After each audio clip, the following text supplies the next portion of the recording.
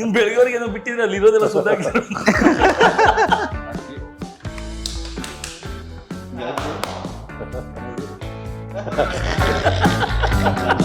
ಇಲ್ಲ ಅವ್ನು ಜಾಸ್ತಿ ಫ್ಲೈಟ್ ಎಲ್ಲ ಓಡಾಡೋದು. ಈ ಒಂದು ವಿಡಿಯೋದಿಂದ ನಿಮ್ಗೆ ಯಾವ್ದಾದ್ರು ಒಂದು ಹೀರೋ ಕ್ಯಾರೆಕ್ಟರ್ ಹುಡುಕೊ ಬಂದ್ರೂ ಬರ್ಬೋದು. ಏನ್ ನಿಮ್ಮ ಆಫೀಸ್ ಬರೋಕ್ ಮೀಟರ್ ಬೇಕಾ ಅಂತಿದೆ ಅಂತ. ನಾವು ಎಲ್ಲಿದ್ದೀವಿ ಈಗ ಮಾತಾಡ್ಬೇಕು ಜಾಸ್ತಿ ಹಿಂಗೆ ಮಾತಾಡ್ಬೇಕು. ಇಂಡಸ್ಟ್ರಿ ಅಂತ ಬಂದಾಗ ನಾವು ಕಲಾವಿದರಾಗಬೇಕು ತಲ್ಲಿರುತ್ತೆ. ಎಲ್ಲರೂ ಬರ್ತಾರೆ ಹೀರೋ ಆಗ್ಬೇಕು ಅಂತ.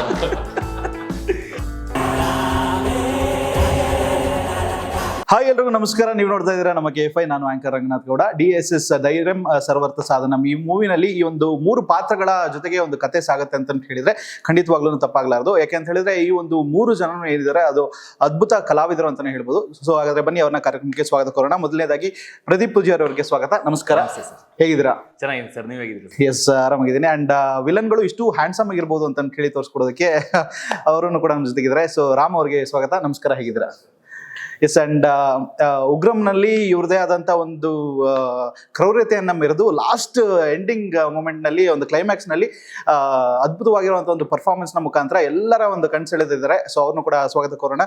ಸರ್ ನಮಸ್ಕಾರ, ಹೇಗಿದ್ದಾರೆ? ವರ್ಧನ್ ಅವರು. ನಾನು ಚೆನ್ನಾಗಿದೆ ಸರ್, ನೀವು ಹೇಗಿದ್ದೀರಿ? S, ಆರಾಮಿದ್ದೀನಿ sir. ಸೊ 3 ಜನ ಆಕ್ಚುಲಿ ವಿಲನ್ಗಳು, ಬಟ್ ಯಾರಲ್ಲೂ ಕೂಡ ಒಂದು villain quality of the camera ಕಾಣಿಸೋದೇ ಇಲ್ಲ ಅನ್ಸುತ್ತೆ ಆಕ್ಚುಲಿ. ಸೊ ಸೆಟ್ ಅಲ್ಲಿ ನಿಮಗೆ ತುಂಬಾ ಸೀರಿಯಸ್ ಆಗ್ಬೇಕಾದಂತ ಒಂದು ಸಿಚುವೇಶನ್ ಇದ್ದಾಗ ಸೀರಿಯಸ್ ಆಗ್ತಾ ಇದ್ರೆ ಅಥವಾ ಹಿಂಗೆ ಫನ್ನಿ ಆಗಿ ಆರಾಮಾಗಿ ಫನ್ ಆಗಿರ್ತಾ ಇದ್ರೆ? ಸರ್ ನಾನು ಇವ್ನು ನೋಡ್ತಾ ಇದ್ದೆ ಸರ್. ಸೀರಿಯಸ್ ಆಗಬೇಕು ಅಂದ್ರೆ ಇವ್ರು ಹೇಳ್ಕೊಡೋರು, ಸೀನಿಯರ್ ಅಲ್ಲ ಇವ್ರು ಹೇಳ್ಕೊಟ್ಟಿದ್ರು. ಅಲ್ಲ, ನನ್ನ ಆಶೀರ್ವಾದದ ಮೇಲೆ ಇವ್ನು ನಡೀತಾ ಇದ್ದಿದ್ದು. ನಾನ್ ಸೀರಿಯಸ್ ಆಗ್ಬೇಕು ಅಂದ್ರೆ ಅವ್ನು ನೋಡ್ತಿದ್ದೆ. ಮಗ ಒಂಚೂರು ಇನ್ಸ್ಪಿರೇಷನ್ ಓಕೆ ಮಗ ಸೀರಿಯಸ್ ಅಲ್ಲ ಅಂದ್ರೆ ಸೀನಿಯರ್ ಪ್ರದೀಪ್ ಅಲ್ವಾ, ಅಂದ್ರೆ ಇವ್ರಿಗೂ ಸೀನಿಯರ್ ನನ್ಗೆ. ಅಂದ್ರೆ ಉಗ್ರಂ ಅಲ್ಲ, ಇಬ್ರು ಉಗ್ರಂ ಅಲ್ಲಿ ಕಾಣಿಸ್ಕೊಂಡಿದ್ದಾರೆ. ಹಾಗಾಗಿ ಮಾಡಿದ್ದಾರೆ. ಸೊ ಏನೇ ನನ್ನ ಇವ್ರ ಹತ್ರ ಕೇಳ್ತಿದ್ದೆ. ಉಗ್ರಂ ಒಂದೆಲ್ಲ ಕಣ, ಇನ್ನೂ ಮಾಡಿದ್ವಿ. ಅಲ್ಲ ನಾನ್ ನೋಡಿದ್ದು ಉಗ್ರಂ ಅದ್ಬಿಟ್ಟು ಯಾವ ಸಿನಿಮಾ ನೋಡಿಲ್ವಾ? ಅಲ್ಲ ನೋಡಿದೀನಿ ನಾವು ಉಗ್ರಂ ಅಲ್ಲೇ ನೀನು, ಆಮೇಲೆ ನೀನು ಆಲ್ಮೋಸ್ಟ್. ಸೊ ನನ್ಗೆ ಇವರಿಬ್ರಿಂದ ಅಲ್ಲಿ ತುಂಬಾ ಹೆಲ್ಪ್ಫುಲ್ ಆಯ್ತು. ಹೇಳ್ಕೊಟ್ರು ಆಕ್ಟಿಂಗ್, ಹೇಗ್ ನಗಬೇಕು ಸಟ್ ಅಲ್ಲಿ, ಹೇಗ್ ತಮಾಷೆ ಮಾಡ್ಬೇಕು ಅಂತ ಹೇಳ್ತಾರೆ. ಎಸ್, ಸೊ ಒಂದು ಸೀನ್ ಬರುತ್ತೆ ಆಕ್ಚುಲಿ ಟ್ರೈಲರ್ ನಲ್ಲಿ, ಒಬ್ರ ಮೇಲೆ ಒಬ್ರು ಕುತ್ಕೊಳ್ಳೋಂಥದ್ದು. ಯಾರ ಕಾಲು ಎಷ್ಟು ಸ್ಟಡಿ ಆಗಿತ್ತು ಜೀವನದಲ್ಲೂ ಪಾಪ ಅವ್ರು ಬಾರ ಬರೋದಕ್ಕೆ ರೆಡಿ ಇದ್ರೆ ಸರ್. ಅಂದ್ ಆಲ್ರೆಡಿ ಇವತ್ತು ನಾನು ಒತ್ಕೊಂಡೇ ಬರ್ತಾ ಇದೀನಿ ಸರ್. ಇಲ್ಲಿ ಬಂದಾಗಿಂದ ನನ್ನ ಒಂದು ಕೆಲವೊಂದು ಪದಾರ್ಥಗಳನ್ನ ನನ್ನಿಂದಾನೇ ಬೇಡ್ಕೊಂಡು ಅವ್ನ್ ಬಾರ ನನ್ ಮೇಲೆ ಇದ್ದಂಗಲ್ವಾ, ತಗೋ ತಗೋ ಅಂತ ಕೊಟ್ಟು ಬಟ್ ಕಾಲ್ ಹೆವಿ, ಅವ್ರಿಗೆ ಲೆಗ್ ವರ್ಕ್ ಜಾಸ್ತಿ ಮಾಡ್ತಾರೆ. ಲೆಗ್ ವರ್ಕೌಟ್ ಜಾಸ್ತಿ ಮಾಡ್ತಾರೆ. ಇವನೇ ಮಾಡಿಸ್ತಾ ಇದ್ದಿದ್ದು ಜಿಮ್ ಅಲ್ಲೆಲ್ಲ ಬಂದು. ಓಕೆ, ಕೆಲವರಿಗೆ ಲೆಗ್ ವರ್ಕೌಟ್ ಮಾಡಾದ್ಮೇಲೆ ಒಂದ್ 3 ದಿನ ಅವ್ರು ಹೊರಗಡೆ ಎಲ್ಲೂ ನಡೆಯೋದಕ್ಕೆ ಹೋಗೋದಿಲ್ಲ ಅನ್ಸುತ್ತೆ. ಬಟ್ ಆದ್ರೆ ಇವರು ಸಿಕ್ಕಾಪಟ್ಟೆ ಸ್ಟ್ರಾಂಗ್ ಬೇಸ್ಮೆಂಟ್ ಇನ್ನ ಇಟ್ಕೊಂಡಿದ್ದಾರೆ. ವೆಲ್ ಸರ್, ಸೊ ಪಾತ್ರದ ಬಗ್ಗೆ ಹೇಳ್ಬೇಕು ಅಂತ ಹೇಳಿದ್ರೆ 3 ಜನದ ಒಂದು ನಿಮ್ಮ ಹೆಸರು ಏನು ಪಾತ್ರ? ಸರ್ ಈ ಸಿನಿಮಾದಲ್ಲಿ ನನ್ನ ಹೆಸರು ಶೃಂಗ ಅಂತ. ಬಟ್ ನಾವು 3 ಜನ ಅಣ್ಣ ತಮ್ಮದಿರು ಇರ್ತೀವಿ ಸಿನಿಮಾದಲ್ಲಿ. ಬಟ್ ಇಲ್ಲಿ ಯಾರ ಅಣ್ಣ ಯಾರ ತಮ್ಮ ಅಂತ ನಮ್ ಡೈರೆಕ್ಟರ್ ಹೇಳಿಲ್ಲ. ನೀನೇ ಅಣ್ಣ ಕಣ. ಇಲ್ಲಿ ಹೆಂಗ್ ಬರುತ್ತೆ ಅಂತ ಸಿನಿಮಾ ನೋಡಿದಾಗ ಯಾರು ದಪ್ಪ ಇದಾರೆ ಅವ್ರ ಅಣ್ಣ, ಯಾರು ಸ್ವಲ್ಪ ಹೈಟ್ಗೆ ಸಣ್ಣಕ್ಕಿರ್ತಾರೆ, ಮಧ್ಯ ಇದ್ರಲ್ಲಿರ್ತಾರೆ ಅವ್ನು ಸಣ್ಣ, ಟೋಟಲ್ ಸಣ್ಣಕ್ಕಿರ್ತೀನಲ್ಲ ಅವ್ನು ಕೊನೆಯವನು. ಹಂಗಾಗಿ ನಾನೇ ತಮ್ಮ ಅಂತ ಡಿಸೈಡ್ ಆಗ್ಬಿಟ್ಟಿದ್ದೀನಿ. ಒಂದು ಈ ಪಾತ್ರ ಅದೇ ಶೃಂಗ ಅಂತ ನನ್ನ ಕ್ಯಾರೆಕ್ಟ್ರು. ತುಂಬಾ ರಫ್, 3 ಜನ ಕ್ಯಾರೆಕ್ಟ್ರು ತುಂಬಾ ಸ್ಟ್ರಾಂಗ್ ಆಗಿರುತ್ತೆ, ತುಂಬಾ ನೆಗೆಟಿವ್, ಯಾವ್ದಕ್ಕೂ ಕೇರ್ ಮಾಡಲ್ಲ, ತುಂಬಾ ಹಾರ್ಶ್ ಆಗಿರ್ತಾರೆ ಅಂತ ಹೇಳಕ್ ಇಷ್ಟ. ಓಕೆ, ಅಂಡ್ ರಾಮ್ ಅವ್ರದ್ದು ಒಂದು ಕ್ಯಾರೆಕ್ಟರ್ ಅಂಡ್ ನನ್ನ ಕ್ಯಾರೆಕ್ಟರ್ ಮಿತ್ರ ಅಂತ ಹೇಳಿ. ಸೊ ಇದರಲ್ಲಿ ಅಣ್ಣ ತಮ್ಮಂದ್ರು ಅಂತ ಹೇಳಿದ್ದಾರೆ. ಬಟ್ ಯಾರ ಅಣ್ಣ ಅಂತ ಗೊತ್ತಿಲ್ಲ, ಯಾರ ತಮ್ಮ ಅಂತ ಗೊತ್ತಿಲ್ಲ. ಬಟ್ ಅಣ್ಣ ತಮ್ಮಂದ್ರು ನಾವಿಲ್ಲ. ಬಟ್ ನನ್ನ ಪಾತ್ರ ಹೇಗೆ ಅಂತ ಹೇಳಿದ್ರೆ, ಅಂದ್ರೆ 3 ಜನ ಯಾವಾಗ ಒಟ್ಟಿಗೆ ಇರ್ತೀವಿ. ಬಟ್ ಅಂತ ಹೇಳಿದ್ರೆ ಇವ್ನ್ ಸ್ವಲ್ಪ ಆಕ್ಟಿವಿಟೀಸ್ ಇದೆ. ಅಂದ್ರೆ ಒಬ್ಬದು ಈಗ ಗಿರ್ಲಾ ಕ್ಯಾರೆಕ್ಟರ್, ಒಂದು ಕೋಪ ಬಂದಾಗ ಹಲ್ಲು ಕಚ್ಚೋದು, ಸಾರಿ ಕಲ್ ಕಚ್ಚೋದು, ಪುಡಿ ಮಾಡೋದು, ಆಮೇಲೆ ಸಿಗರೇಟ್ ನ ಸೇರೋದು. ಇವ್ರದ್ದು ಒಂದು ಕ್ಯಾರೆಕ್ಟರ್ ಇದೆ. ಇವ್ರದ್ದು ಈ ಮದ್ದು ಹಂಚ್ ಬರುತ್ತಲ್ಲ. ಸೊ ಇವ್ರು ಹೆಂಗಂತಂದ್ರೆ ಹಾಕಿ ಮಾಡಿ ಫೋನ್ ನೋಡೋದು. ನಂದೇನಂದ್ರೆ ಏನಿದ್ರು ಗಡ್ಡದಲ್ಲೇ ಇರ್ತಾರೆ. ನಂದೇನಂದ್ರೆ ಬರಂಗೆ ನಂದು ಈ ತರ ಒಂದಿರುತ್ತೆ. ಅಂದ್ರೆ ಸ್ವಲ್ಪ ಸೈಲೆಂಟ್ ಆಗಿರ್ತೀನಿ. ಬಟ್ ಕೆಲವೊಂದು ವಿಚಾರದಲ್ಲಿ ನಾವೆಲ್ಲ ಒಂದೇನೋ ಮಾಡ್ತೀವಿ ಪ್ಲಾನ್ ಅಂತ ಹೇಳಿದಾಗ 3 ಜನ ಫುಲ್ ಅಗ್ರೆಸಿವ್ ಆಗ್ತೀವಿ. ಅಂಡ್ ಎದುರುಗಡೆ ಪರ್ಸನ್ ಅಂದ್ರೆ ಡಲ್ ಕೂಡ ಮಾಡ್ತೀವಿ, ಅವ್ನು ಹೆಂಗ್ ಬೇಕಾದ್ರೂ ಟ್ರೀಟ್ ಮಾಡ್ತೀವಿ. ಸೊ ನನ್ನ ಕ್ಯಾರೆಕ್ಟರ್ಸ್ ಮಿತ್ರ. ಸೊ ನಂದು ಸರ್ ಇನ್ನೊಂದು ವಿಷಯ ಹೇಳ್ಬೇಕಂದ್ರೆ, ನಾನು ಅವನು ಸಿಗರೇಟ್ ಹೊಡಿಯೋದು, ಕೋಪ ಬಂದಾಗ ಕಲ್ ಕಚ್ಚೋದು, ನಂದು ಹನ್ಸ್ ಹಾಕೋದು, ಈ ತರದ. ಇವನು ಯಾವಾಗ್ಲೂ ಮೊಬೈಲ್ ಹಿಂಗ್ ಇಟ್ಕೊಂಡು ಬರ್ತಿದ್ದ ಸರ್. ಕೇಳಿದಿ ಅವ್ನಿಗೆ ಅದೊಂದು ಸ್ಟೈಲ್. ನಂದು ಮಿತ್ರ ಅಲ್ಲ ಏನ್ ಕೇಳ್ತಾ ಇದೆ ಅಂತ ಕೇಳಿ ಅವ್ನ ಮ್ಯಾನರಿಸಮ್. ಫೋನ್ ಅಲ್ಲಿ ಏನ್ ಕೇಳ್ತಾವ ಅಂತ ಕೇಳಿ. ನಾನು ಸ್ವಲ್ಪ ಸ್ಟೈಲಿಶ್ ಅಲ್ಲ ನನ್ನಲ್ಲಿ, ಸ್ಟೈಲಿಶ್ ಲುಕ್ ಮೂಕಿ ಚಿತ್ರ ನೋಡ್ತಾ ಇರ್ತಾರೆ ಅವರು, ಕೇಳ್ತಾ ಇರ್ತಾರೆ ಹಾಗೆ. ಓಕೆ, ಸೊ ನಿಮ್ ಪಾತ್ರ ಬಗ್ಗೆ ಹೇಳ್ಬೇಕಂದ್ರೆ ವರ್ಧನ್ ಅವರು. ಸರ್ ನಾನು ಗಿರ್ಲಾ ಅನ್ನೋ ಒಂದು ಪಾತ್ರ ಮಾಡಿದ್ದೀನಿ. ಒಂದು ಪವರ್ಫುಲ್ ಕ್ಯಾರೆಕ್ಟರ್. ನೀವು ಹೇಳಿದ್ರೆ ಟೀಸರ್ ಟ್ರೈಲರ್ ಗೊತ್ತಾಗುತ್ತೆ. ಒಂದು ಕಲ್ಲಿನೆಲ್ಲ ಕಚ್ಚೋದು, ಕಾಯಿ ಸುಲಿಯೋದು, ಆ ಥರದೆಲ್ಲ ಒಂದಷ್ಟು ಪವರ್ಫುಲ್ ಕ್ಯಾರೆಕ್ಟರ್. ತುಂಬ ಒಂದು ಒಳ್ಳೆ ಪಾತ್ರ ಆಕ್ಚುಲಿ. ಈ ಹಲ್ಲಲ್ಲಿ ಕಾಯಿ ಸುಲಿಯೋದು ಏನಾದ್ರು ಗಿನ್ನಿಸ್ ವಾಟರ್ ಹೊಡೆಯುತ್ತೆ ಅಂತ ಹೇಳಿದ್ರೆ ಇವ್ರನ್ನ ಕಳಿಸ್ಬೋದು ಹಂಗಾದ್ರೆ. ನನ್ ಕಳ್ಸಕ್ಕಾಗಲ್ಲ. ಬಟ್ ಪಾತ್ರಕ್ಕೆ ಏನ್ ಬೇಕೋ ಅದ್ ಮಾಡಿದ್ವಿ. ತುಂಬಾ ಚೆನ್ನಾಗಿದೆ. ಬಟ್ ಇವನು ಯಾವಾಗ್ಲೂ ರೈತ ಅಂತಿದ್ದ ಸರ್. ನಮ್ಮ ಊರಲ್ಲಿ ಹೋದ್ರೆ ನಾನು ರೈತನ ತರ ಬದುಕ್ತೀನಿ ಅಂತ ಒಂದು ಇತ್ತೀಚಿನ ದಿನಗಳಲ್ಲಿ ಇನ್ಸ್ಟಾಗ್ರಾಮ್ ಅಲ್ಲಿ ನೋಡಿದೆ. ಬಟ್ ನಂಗೆ ಶೂಟಿಂಗ್ ಮಾಡ್ಬೇಕಾದ್ರೆ ಅನ್ಸಿದ್ದು, ಏನ್ ಹಿಂಗೆ ಬಾಯಲ್ಲಿ ತೆಂಗಿನ ಸುಲಿಯೋದು ಸುಲಿತಾವ್ ಹಿಂಗೆ. ಇವ್ನು ಬೆಳಗ್ಗೆವರೆಗೆ ಏನೋ ಬಿಟ್ಟಿದ್ರೆ ಅಲ್ಲಿ ಇರೋದೆಲ್ಲ ಸುದ್ದಾಗಿ ತೆಂಗಿನ ಮರ ಹತ್ರದಲ್ಲಿ ನೋಡಿದ್ರೆ ಎಷ್ಟೇ ತೆಂಗಿನ ಎಷ್ಟೋ ಒಂದ್ 2 ಸೆಕೆಂಡ್. ಓಕೆ ಬನ್ನಿ ಸರ್, ರೈತರಿಗೆ ಅದೊಂದು ಕ್ವಾಲಿಟಿ ಬೇಕು ಅಲ್ಲ ಸರ್. ಹಾಗಾಗಿ ಅಂಡ್ 3 ಜನ ಅದ್ಭುತವಾಗಿ ನಟನೆ ಮಾಡಿದ್ರೆ. ಅಂಡ್ ಈ ಮೂವಿನಲ್ಲಿ ಮರೆಯಲಾಗದಂತ ಒಂದು ಇನ್ಸಿಡೆಂಟ್ ಅಂತ ಹೇಳಿದ್ರೆ 3 ಜನ ಒಟ್ಟಿಗೆ ಇದ್ದಿದ್ದು ಅಂತ ಹೇಳ್ಬೋದು. ನಿಜ ಜೀವನದಲ್ಲಿ ಎಲ್ಲೊಂದ್ ಕಡೆ ಫ್ರೆಂಡ್ಸ್ ಆಗಿರ್ಬೋದು, ಬಟ್ ಆದ್ರೆ ನೀವು ಈ ಮೂವಿನಲ್ಲಿ ನಟನೆ ಮುಖಾಂತರ ಎಲ್ಲರೂ ಕೂಡ ಗುರುತಿಸ್ಕೊಳ್ತೀರಾ ಅಂತಾನೆ ಹೇಳ್ಬೋದು. ಅಂಡ್ ಎಲ್ಲೋ ಒಂದು ಕಡೆ ಕತೆ ನಿಮ್ಗೆ ಹುಡ್ಕೊಂಡ್ ಬಂದಾಗ ಏನ್ ಅನಿಸ್ತು ಫಸ್ಟ್?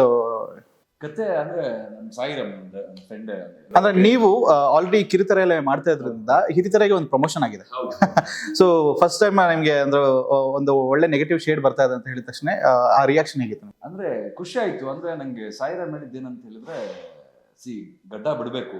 ಯಾಕಂದ್ರೆ ನಾ ಗಿರಿರಾಮ ಸೀರಿಯಲ್ ಮಾಡ್ತಿದ್ದೆ, ಅದ್ರಲ್ಲಿ ನೆಗೆಟಿವ್ ನಾನು ಹೇಗಿದ್ರು ಓಕೆ. ಅಂದ್ರೆ ಆ ಸೀರಿಯಲ್ ಅಲ್ಲಿ ಒಂಥರ ರಂದಿರ ತರ ಹಿಂಗ್ ಕಟ್ಕೊಳ್ಳೋದು ಆ ತರ ಎಲ್ಲ ಇತ್ತು. ಬಿಯರ್ಡ್ ನಂಗೆ ಹೆಂಗಿದ್ರು ಓಕೆ ಆಗ್ತಿತ್ತು. ಒಂದು 6-7 ಮಂತ್ಸ್ ಫುಲ್ ಗಡ್ಡ ಬಿಟ್ಟಿದೆ ಬಿಕಾಸ್ ಆಫ್ ಮೂವಿ. ನಾನು ಹೇಳಿದ ಫ್ರೆಂಡ್ ಸಿನಿಮಾ ಮಾಡ್ತೀನಿ ಅಂತ ಹೇಳಿದ್ರೆ ಈ ತರ ಒಂದು ಕ್ಯಾರೆಕ್ಟರ್ ಇದೆ, ನೆಕ್ಸ್ಟ್ ಲೆವೆಲ್ ಆಗಿದೆ, ಕಳ್ದೋಗ್ಬಿಡುತ್ತೆ ಅಂತ ಹೇಳಿದೆ ಅಷ್ಟೇ. ಅಂದ್ರೆ ಅಷ್ಟೇ ಚೆನ್ನಾಗಿತ್ತು ಕ್ಯಾರೆಕ್ಟರ್. ಸೊ ಅವ್ನ ಕತೆ ನಂಗೆ ಲಾಸ್ಟ್ ಸಿನಿಮಾ ಅಂದ್ರೆ ಶೂಟ್ ಬಿಫೋರ್ ಹೇಳಿದೆ ಈ ತರ ಹಿಂಗಿದೆ ಅಂತ.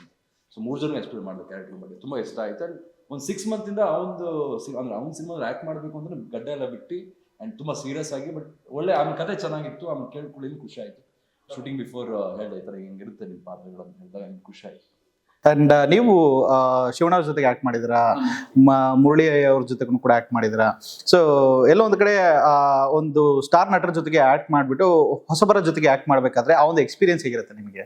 ಇಲ್ಲ ಸರ್, ಅದೇ ಸ್ಟಾರ್ ಜೊತೆ ಮಾಡ್ಬೇಕಾದ್ರೆ ನಾವು ಭಯದಲ್ಲಿ ಇರ್ತೀವಿ. ಸೊ ಇಲ್ಲಿ ಹೊಸ ಹೀರೋ, ಆಮೇಲೆ ವರ್ಧನ್ ಅಂತೂ ಹಳೆ ಫ್ರೆಂಡು, ಇವನು ಈ ಪಿಕ್ಚರ್ ಇಂದ ನಂಗೆ ಫ್ರೆಂಡು, ಯಶ್ ಶೆಟ್ಟಿ ಅವರು ಹಳೆ ಫ್ರೆಂಡು. ಸೊ ಎಲ್ಲ 1-2 ದಿನ ಅಡ್ಜಸ್ಟ್ ಆಗಕ್ಕೆ ಸ್ವಲ್ಪ ಯಾರ್ಯಾರು ಮೆಂಟಾಲಿಟಿ ಹೆಂಗಿರುತ್ತೆ, ಅವ್ರು ಯಾವ ತರ ನಮ್ ತಗೊಂತ ಇದಾರೆ, ಇದನ್ನೆಲ್ಲ ಒಂದ್ ಸ್ವಲ್ಪ 2 ದಿನ ಸ್ಟಡಿ ಮಾಡಕ್ಕೆ ಬೇಕಾಗಿತ್ತು. ಅದಾದ್ಮೇಲೆ ಎಲ್ಲ ತುಂಬಾ ಕೂಲ್ ಆಗಿ ಏನಂತದ್ ಏನಿಲ್ಲ, ನಾರ್ಮಲ್ ಆಗಿ ನಮ್ ಕೆಲಸ ನಾವು, ಅವ್ರ ಕೆಲಸ ಅವರು. 22 ದಿವಸ ಕೆಲಸ ಮಾಡ್ತೀವಿ, 20 ದಿವಸ. ಬಟ್ ಪ್ರತಿ ದಿನ ನಗ್ತಾನೆ ಇದ್ವಿ. ಅಂದ್ರೆ ವಿತೌಟ್ ಲೈಕ್ ಸ್ಮೈಲ್ ಎಲ್ಲ ಇರ್ತಾರಂಗಿಲ್ಲ ಸೆಟಲ್. ಫುಲ್ ನಗ್ತಾ ಇರ್ತಾ ಇದ್ವಿ, ಒಬ್ಬರು ಕಾಲ ಹಿಡ್ಕೊಂಡು. ಬಟ್ ತುಂಬಾ ಎಂಜಾಯ್ ಮಾಡಿದ್ವಿ ಸೀರಿಯಸ್ಲಿ. 22 ದಿವಸ ಕಳೆದಿದ್ದ ಗೊತ್ತಾಗಿಲ್ಲ.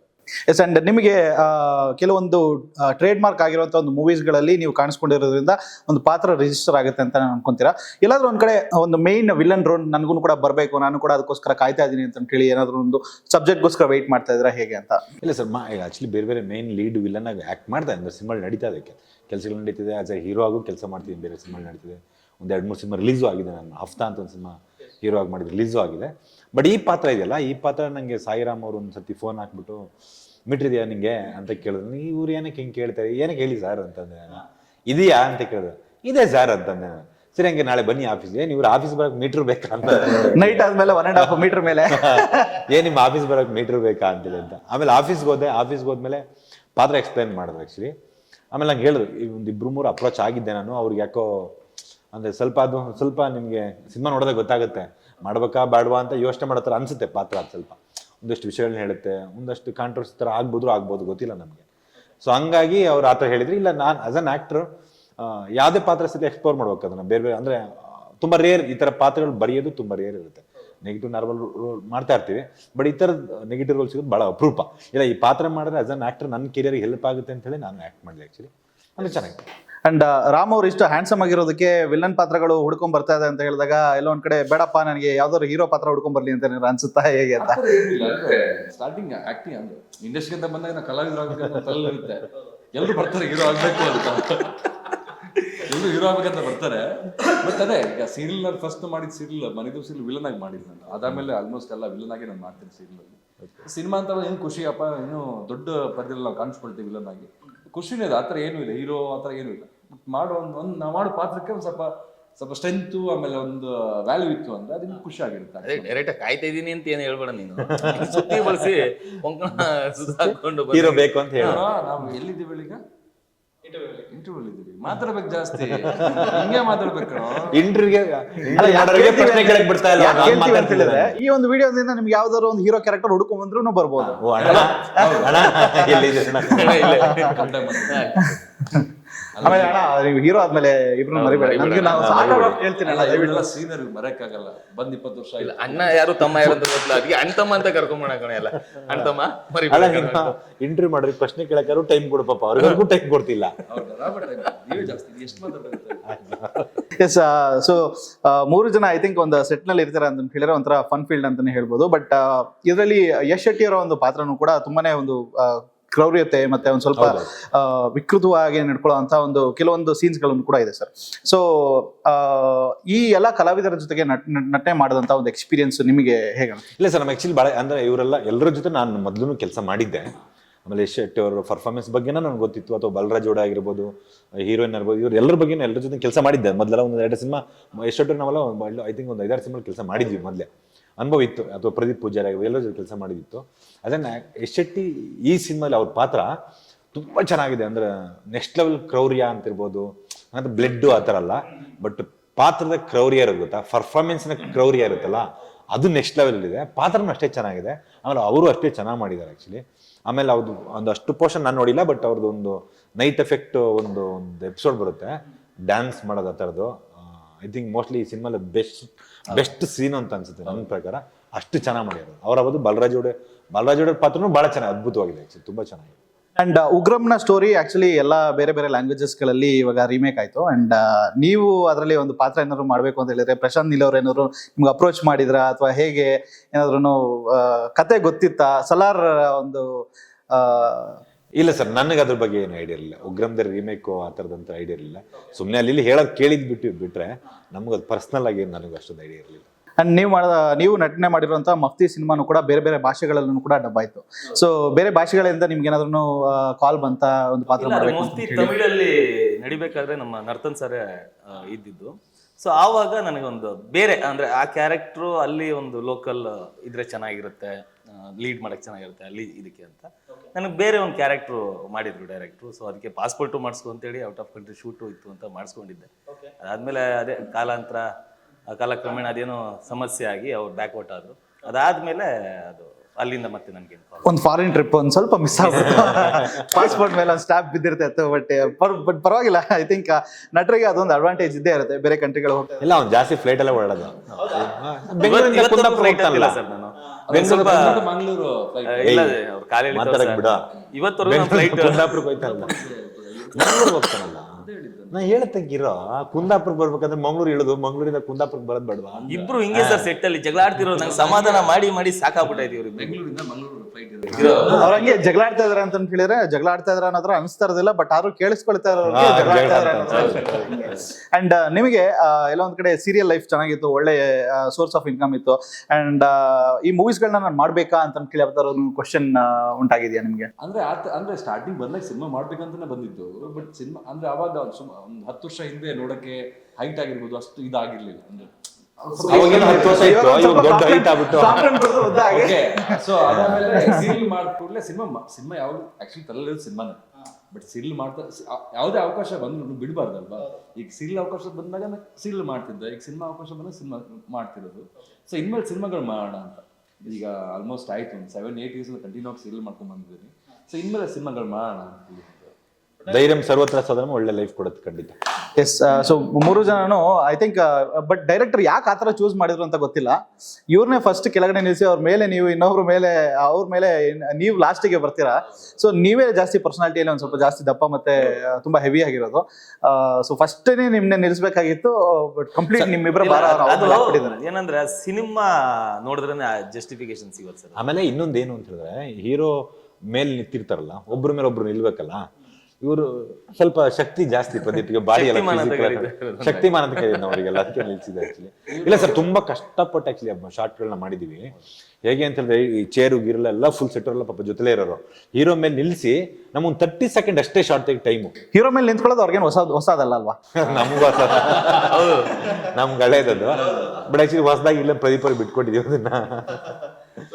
ಅಂದ್ರೆ ಇವರು ಲೈಟ್ ವೇಟ್ ಆಗಿದ್ರಲ್ಲ, ಹೀರೋಗೆ ಆಗಲ್ಲ ಅಂತ ಹೇಳಿ. ಇಲ್ಲ ಹೀರೋಗೆ ನಿಜವಾಗ್ಲೂ ಏಟ್ ಆಗಿದೆ. ಏಟ್ ಆಗಿದೆ ಸರ್. ಹೇಳಿದ್ರು ಆದ್ರೆ ಕೆಲವೊಂದು ಸೀನ್ಗಳಲ್ಲಿ ಯಶ್ ಶೆಟ್ಟಿ ಅವರನ್ನು ಕೂಡ ಮಾಡ್ಬೇಕು, ಒಂದು ತಲೆ ಮೇಲೆ ಕಾಲಿಡ್ಬೇಕು ಅಂತ ಹೇಳಿದಾಗನೇ ಕೆಲವೊಂದು ರಕ್ತನೂ ಕೂಡ ಬಂದಿದೆ ತುಟಿ ಹತ್ರ ಅಂತ ಹೇಳಿ ಹೇಳಿದ್ರು. ಬಟ್ ಎನಿವೇಸ್, ಕಲಾವಿದನ ಒಂದು ಜೀವನದಲ್ಲಿ ಇದೆಲ್ಲನೂ ಕೂಡ ಆಗು ಹೋಗುಗಳು ಇದ್ದೇ ಇರುತ್ತೆ, ಸಹಜ. ಸೊ ಅದಕ್ಕೇನೆ ಒಂದು ಕಲಾವಿದನ ಒಂದು ಪಾತ್ರ ಯಾವಾಗ ಗೆಲ್ಲುತ್ತೆ ಅಂತ ಹೇಳಿದ್ರೆ ಈ ರೀತಿಯಾದಂತ ಒಂದು ಮಾತುಗಳು ಹೊರಗಡೆ ಬಂದಾಗ ಸರ್. ಕೊನೆಯದಾಗಿ ಫೆಬ್ರವರಿ 23ನೇ ತಾರೀಕು ಒಂದು ಥಿಯೇಟರ್ಸ್ಗೆ ಬರ್ತಾ ಇದ್ರೆ ಸರ್, ಎಷ್ಟು ಹೋಪ್ ಇದೆ, ಎಷ್ಟು ಕಾನ್ಫಿಡೆಂಟ್ ಇದೆ ಈ ಒಂದು ಕಥೆಯ ಮೇಲೆ ನಿಮ್ಗೆ? ಸರ್ ಆಕ್ಚುಲಿ ನನಗೆ ಇತ್ತೀಚೆಗೆ ಬಂದಷ್ಟು ಒಂದು ಸಿನಿಮಾಗಳು ತೊಗೊಂಡ್ರೆ, ಕಾಟೇರ ಆಗಿರ್ಬೋದು, ಕಾಂತಾರ ಆಗಿರ್ಬೋದು, ಇವೆಲ್ಲ ಸಿನಿಮಾಗಳು ಏನಿದೆಯೋ ವ್ಯವಸ್ಥೆಯ ವಿರುದ್ಧ ಹೋರಾಡುವಂಥ ಕಥೆಗಳದ್ದಷ್ಟು. ಈ ಸಿನಿಮಾ ಕೂಡ ಅದೇನೆ, ಆಲ್ಮೋಸ್ಟ್ ಆ ಫ್ಲೇವರ್ ಇರುವಂಥ ಕಥೆನೇ ಇದನ್ನು. ಸೊ ಹಂಗಾಗಿ ತುಂಬ ನಂಬಿಕೆ, ಆ ಸಿನಿಮಾಲಿ ಹಿಟ್ ಆಗಿರೋದ್ರಿಂದ ಖಂಡಿತವಾಗ್ಲೂ ನಮ್ಮ ಸಿನಿಮಾನು ಜನ ರಿಸೀವ್ ಮಾಡ್ತಾರೆ ನಂಬಿಕೆ ಇದೆ. ಬಟ್ ಒಂದು ಒಳ್ಳೆ ಕಂಟೆಂಟ್ ಕತೆ ಅಂದರೆ ಈಗಿನ ಕಾಲಕ್ಕೆ ಈ ಥರದ ಕಥೆಗಳು ಬೇಕು ಅಂತ ಅನ್ಸುತ್ತೆ ಆ್ಯಕ್ಚುಲಿ. ಒಂದಷ್ಟು ಸಿನಿಮಾಗಳು ಬಂದರೆ ಚೆನ್ನಾಗಿರುತ್ತೆ ಆ್ಯಕ್ಚುಲಿ. ಆ ಥರ ಒಂದು ಸಿನಿಮಾ ಖಂಡಿತವಾಗ್ಲೂ ನಂಬಿಕೆ ಇದೆ, ಕಾನ್ಫಿಡೆನ್ಸ್ ಇದೆ. ಯಾಕಂದ್ರೆ ಆಡಿ ಕೆಲಸ ಮಾಡಿದ್ದೀವಿ, ಸಿನಿಮಾ ನೋಡಿದ್ದೀವಿ, ಒಂದಷ್ಟು ವರ್ಷ ನೋಡಿದ್ದೀವಿ ಸಿನಿಮಾಗಳದ್ದು. ನಂಬಿಕೆ ಇದೆ, ಈ ಸಿನಿಮಾ ಜನ ರಿಸೀವ್ ಮಾಡ್ತಾರೆ ನಂಬಿಕೆ ಇದೆ, ಕನ್ನಡಿಗರ ಮೇಲೆ ನಂಬಿಕೆ ಇದೆ. ಎಸ್. ಅಂಡ್ ನೀವು ಈ ಸಿನಿಮಾನ ನಾನು ಯಾಕೆ ನೋಡ್ಬೇಕು ಅಂತ ಹೇಳಿ ಕೇಳಿದ್ರೆ ಆಡಿಯನ್ಸ್ಗೆ ಏನಂತ ಹೇಳಿದಕ್ಕೆ ಇಷ್ಟಪಡ್ತೀರಾ? ಸಿನಿಮಾದಲ್ಲಿ ಈಗ ಪ್ರತಿಯೊಬ್ಬರು ಕೂಡ ಹಳ್ಳಿ ಜೀವನ, ಅಂದ್ರೆ ಹಳ್ಳಿನ ಬಂದಿರ್ತಾರೆ. ಹಳ್ಳಿಯಲ್ಲಿ ಈಗ ದೊಡ್ಡ ಮನೆ ಇರುತ್ತೆ, ಈಗ ಚಿಕ್ಕ ಮನೆಯವರು ದೊಡ್ಡ ಮನೆಗೆ ಹೋದಾಗ ಅವರು ಮೇಳು ಕೀಳು ಎಲ್ಲ ಇರುತ್ತೆ. ಹಾ, ಸೊ ಅದಕ್ಕೊಂದು ಮೆಸೇಜ್ ಇದೆ, ಅದೆಲ್ಲ ಮಾಡಬಾರ್ದು ಅನ್ನೋ ಒಂದು ಮೆಸೇಜ್ ಇದೆ. ಅಂಡ್ ಎಲ್ಲರೂ ಕೂಡ ಹಳ್ಳಿ ವಾತಾವರಣ ನೋಡ್ಕೊಂಡು ಬಂದಿರ್ತಾರೆ.